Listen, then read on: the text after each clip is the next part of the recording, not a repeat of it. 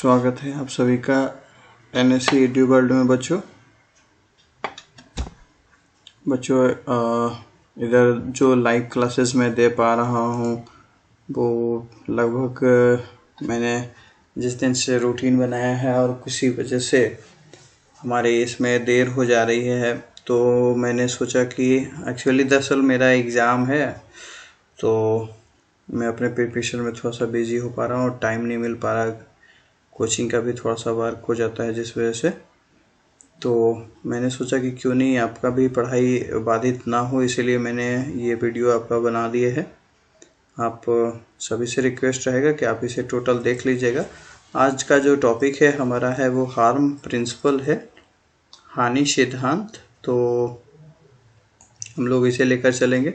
जो बच्चे नए हैं वो हमारे चैनल को सब्सक्राइब कर सकते हैं और बेल आइकन दबा लीजिए नेक्स्ट नोटिफिकेशन के लिए, और ज़्यादा से ज़्यादा लोगों को इसमें शेयर करके उन्हें बताएं कि फ्री लाइव क्लासेस हम लोग चालू कर चुके हैं, हमने किया है, और वो आप सभी के भलाई के लिए है।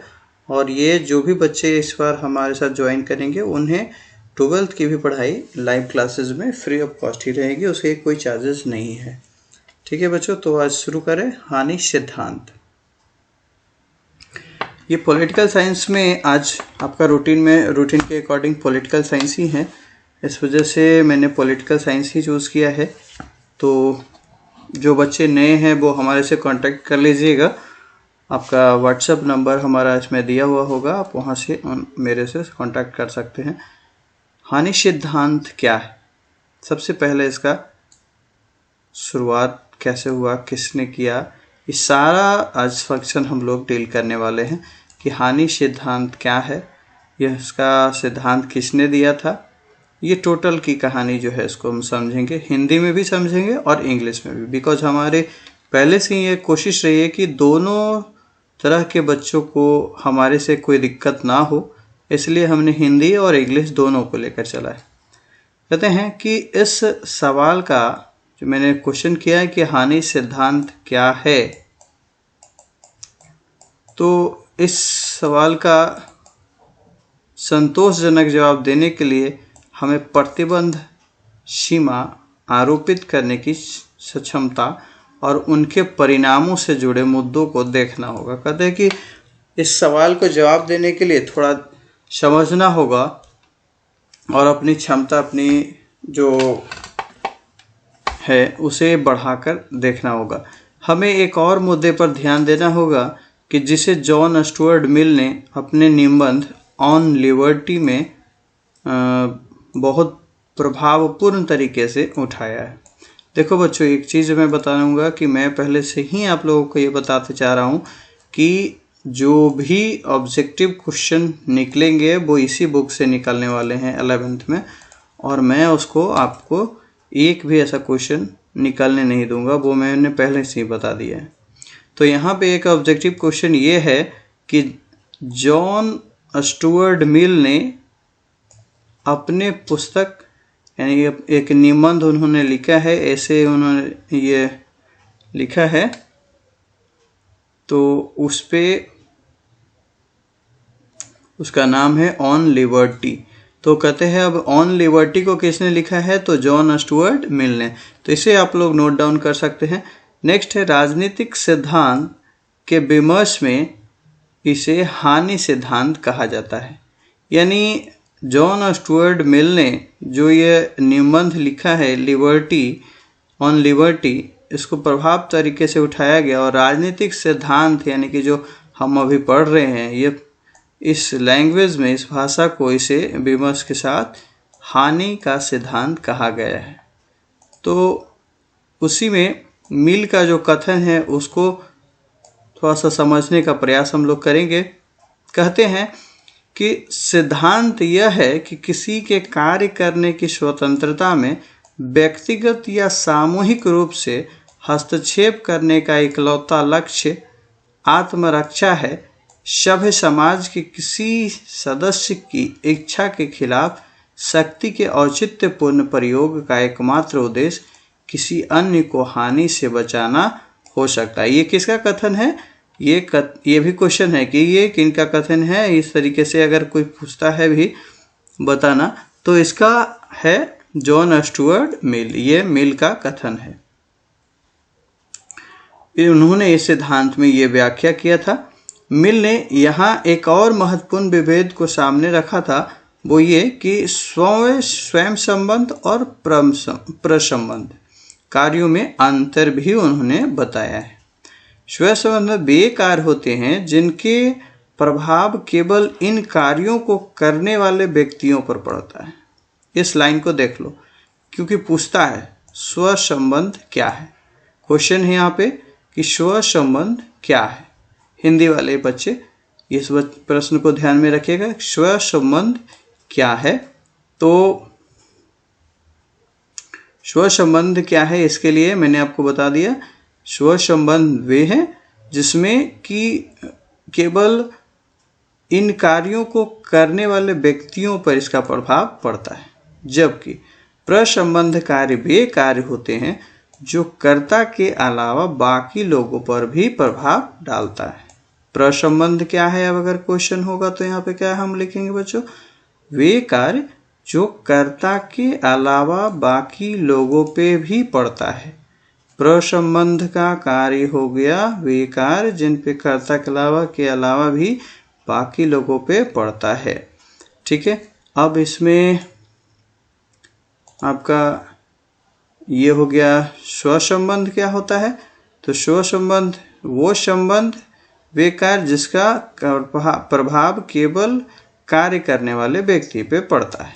तब इन दोनों का इस तरीके से आप देखिएगा तो इसका डिफरेंसेस भी हमने आपको क्लियर कर दिया कि एक में है कि जो व्यक्ति काम करेगा सिर्फ उसी पे प्रभाव पड़ेगा, और दूसरा है कि जो व्यक्ति काम उस पे कर रहा है नहीं भी कर रहा है तो वे व्यक्ति कार्य करने के अलावा बाकी लोगों पर भी अगर पड़ जाए तो उसका होता है प्रसंबंध। अब इसी चीज़ को हम लोग इंग्लिश में जानेंगे, क्योंकि मैंने आपको पहले बताया कि हिंदी और इंग्लिश दोनों को लेकर चलना है हमें। तो यहाँ पे देखिए मैंने बताया आपको पहला कि जॉन स्टुअर्ट मिल ने started so inequality in this essay on liberty. In these discussions in political theory, it is called the harm principle. कहता है कि ये political theory में क्या कहा जाता है, harm principle. तो let us quit in this statements and then try and it explain. और फिर हम लोग इसके एक्सप्लेनेशन में आए थे। मैंने इसके बारे में आपको बढ़िया से बता दिया कि जॉन स्टुअर्ट मिल ने क्या कहा था। तो इसमें क्या था, Mill introduce her here an important discussion he distinguish between self regarding actions, that is those actions that have consequences only for the individual actor and nobody else. मैंने पहले बोला कि पहला उन्होंने जो सेल्फ रिगार्डिंग एक्शन जो उन्होंने दिया है, इसको आप इंग्लिश वाले में देख रहे हैं, सेल्फ रिगार्डिंग एक्शन है ना, यानी that is those actions that have consequence only for the individual actor and nobody else. इसके अलावा किसी अदर का कोई इसमें प्रभाव नहीं पड़ेगा। वहीं अगर हम लोग अदर रिगार्डिंग एक्शन में अगर आते हैं तो अदर रिगार्डिंग एक्शन को क्या हम लोग देखिए इसमें क्या दिया है, अदर रिगार्डिंग एक्शन में आता है those actions that also have consequence for others. He argued that with respect to actions on or choice that affect only one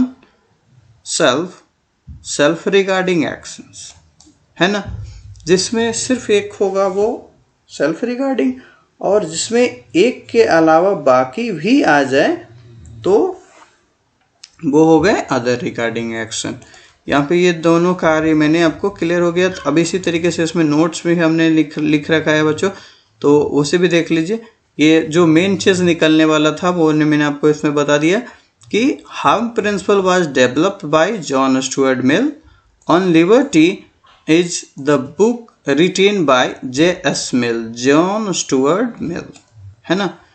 He discussed human activities as two self regarding action and other regarding action, जो कि मैंने आपको पहले ही बता दिया कि self regarding action क्या होता है और अदर रिगार्डिंग एक्शन क्या होता है. सेल्फ रिगार्डिंग एक्शन के बारे में मैंने आपको बताया जो अभी, वो ये मैंने बताया, the consequence of an action done by a person affect that person itself is called self regarding action. यानी वही बात है जिसको मैं दोहराना नहीं चाहता क्योंकि समय गंवाना मैं नहीं चाहता. The consequence of an action done by a person which also affect other. यहाँ पे देखो टॉपिक बस इतना ही है, अफेक्ट अदर्स, यानी जैसी अदर आते हैं, सेल्फ में सिर्फ सेल्फ की बात हो गई और अदर में सिर्फ अदर की बातें हो गई, तो ये हो गया अदर रिगार्डिंग एक्शंस. ठीक है. अब आता है गांधीज व्यू यहाँ पे. अब इसमें गांधी जी का क्या विचार है तो उसे आप देख लीजिएगा. ठीक है. और चिंतन मनन कीजिएगा. और यहाँ पे बाकी आपका जो बुक्स में दिया हुआ है वो है नेक्स्ट पॉइंट, सकारात्मक एवं नकारात्मक स्वतंत्रता, जिसको कि हम लोग पढ़ेंगे. बाकी सारे इस बुक्स में ऐसा कुछ नहीं था, इस वजह से मैंने आपको नहीं बताया बच्चों. ऐसा नहीं समझना कि कुछ नहीं है. तो इसमें देखो ये सारा एग्जाम्पल से रिलेटेड बातें हैं और एक एग्जाम्पल दिया गया है. अगर कहिए तो मैं इसे समझा देता हूँ, ज़्यादा बढ़िया भी रहेगा. तो एक काम करते हैं, मैं इसको जो है थोड़ा सा बता देता हूँ, समझिएगा. चूँकि स्वतंत्रता मानव समाज में केंद्र है और गरिमापूर्ण मानव जीवन के लिए बेहद महत्वपूर्ण है, इसलिए इस पर प्रतिबंध बहुत ही खास स्थिति में लगाए जा सकते हैं. कहता है प्रतिबंध लगाने के लिए जरूरी है कि किसी व्यक्ति को होने वाली हानि गंभीर हो. छोटी मोटी हानि के लिए मिलकर कानून की ताकत की जगह केवल सामाजिक रूप से अमान्य करने के सुझाव देता है. उदाहरण के लिए किसी बहुमंजिले भवन में ऊंची आवाज में संगीत बजाने पर इमारत के अन्य रहवासियों द्वारा सामाजिक असहमति जताना काफी होना चाहिए. इसमें पुलिस को शामिल नहीं किया जाना चाहिए. जैसे कि बहुत ऐसा होता है कि जिसका थोड़ा भवन ज़्यादा ऊंचा होता है, मतलब यहाँ पे एग्जाम्पल ऐसा दिया जा सकता है कि कुछ आपके सोसाइटी में शादी ब्याह हो रहे हैं और आप वहाँ पे बहुत देरों तक जो है साउंड लाउड स्पीकर्स बहुत तेज़ी आवाज़ में बजाते जा रहे हैं और वो आपके मोहल्ले के आसपास के लोग जो हैं उससे बाधित हो रहे हैं. और ये सिर्फ आपके मोहल्ले की ही बातें हो रही है, ऐसा नहीं कि मैं मोहल्ले के बाहर की बात कर रहा हूँ. तो यहाँ पे अगर आपके मोहल्ले वाले अगर आपको ये सलाह देते हैं और उस पर थोड़ा सा अपने हिसाब से जो सुझाव देते हैं उसको मान लेना ही बढ़िया होगा. तो ये रिस्ट्रिक्शंस जो है इनका कहना है इस बुक के अकॉर्डिंग में. और इसमें किसी पुलिस वगैरह को अभी बुलाने की ज़रूरत नहीं पड़ती ऐसे स्थिति में. ऐसे में समाज के जो लोग होते हैं वही बता देने और सहमति जताने और सहमति जताना ही काफ़ी होता है. जो व्यक्ति औरों को होने वाले नुकसान की परवाह नहीं करते हुए ऊंची आवाज़ में संगीत सुनते हैं, चाहे तो वो बाकी लोगों उसका अभिवादन करना बंद कर सकते हैं. ऊंची आवाज़ में संगीत सुनना बाकी लोगों को बातचीत करने, सोने और अपना संगीत सुनने से रोकता है ना. अब भाई अगर किसी को सुनने का मन नहीं है और उसको आप ज़बरदस्ती तो नहीं सुना सकते. ऊंची आवाज़ में आप सुनिएगा तो स्वयं के लिए भी नहीं सुन रहे हैं इसका मतलब, क्योंकि स्वयं सुनने के लिए आपको ऊंची आवाज़ की ज़रूरत तो होती नहीं. ये छोटे छोटे नुकसान हैं और इनके लिए केवल सामाजिक असहमति दर्शाना काफ़ी होगा. यह कानूनी दंड के लिए उपयुक्त मामला नहीं है. किन्हीं कार्यों पर कानूनी शक्ति में प्रतिबंध केवल तभी लगाना चाहिए जब वे निश्चित व्यक्तियों को गंभीर नुकसान पहुंचाए, अन्यथा समाज को स्वतंत्रता की रक्षा के लिए थोड़ी असुविधा सहनी चाहिए. बिल्कुल. अब ऐसा नहीं है ना कि आज़ादी सभी को दे दिया जाए तो सभी नुकसान जो मन में आए जो करे, संगीत सुने तो कोई आवाज़ करे, कोई झगड़ा करे, कहीं भी किसी से भी लड़ जाए। दैट मीन्स कि आप इस तरीके से नहीं रह सकते अगर समाज में है तो थोड़ी बहुत कहीं ना कहीं आपको कानून की शक्ति या फिर जैसे प्रतिबंध की जो है सामना करना चाहिए। और वैसे प्रतिबंध जो होते हैं वो समाज की भलाई के लिए किए जाते हैं और इसलिए ये ज़रूरी होता है। तो मेरे ख्याल से इस तरीके की सारी बातें इसमें यही है। और हानि का सिद्धांत में यही होता है कि अगर स्वयं कोई काम कर रहा है और उससे अगर स्वयं ही प्रभावित हुआ तो ये तो स्वयं में आ जाता है। और अदर वाला में हो जाता है क्या कि जब आप जैसे साउंड बजाएं और आपके साथ पूरा मोहल्ला जो है, जितने भी मोहल्ले में लोग रह रहे हैं और आप बड़े साउंड स्पीकर्स जो है पूरे आवाज़ के साथ बजा रहे हैं, तो इस तरीके से क्या हुआ कि बाकी यहाँ पे जितने भी लोग रह रहे हैं बाकी के जन, उनको इससे इफ़ेक्ट हुआ और बहुत ही ज़्यादा नुकसान हुआ। आवाज़ सुनने से किसी का बहुत होता है कि इरिटेशन होता है, लोग तरह तरह के टेंशन में रहते हैं और उसके ऊपर से ये जो है अनसुना सा म्यूज़िक जो कि इन्हें जो पसंद से नहीं है वो अपनी पसंद से लोग बजा रहे हैं, तो ऐसे में थोड़ा सा डिस्टर्बेंस हो जाता है। तो ठीक है बच्चों, आप लोग भी पढ़िएगा, पढ़ चुके हैं, ये बात मैंने आपको बता दिया। तो समाज में इस तरीके से जो है आप लोग भी संगीत नहीं बजाइएगा क्योंकि सरस्वती पूजा जल्द ही आने वाला है और आप में से कुछ लोग ऐसे भी होंगे जो सरस्वती पूजा के नाम पे ज़बरदस्त गाना बजाते हैं डीजे में, तो ऐसा नहीं कीजिएगा।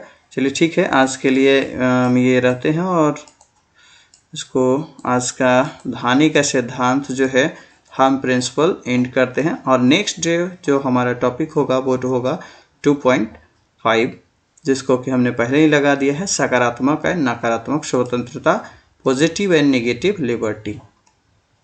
यहाँ से हम लोग पढ़ेंगे। तो आज के लिए धन्यवाद, थैंक यू।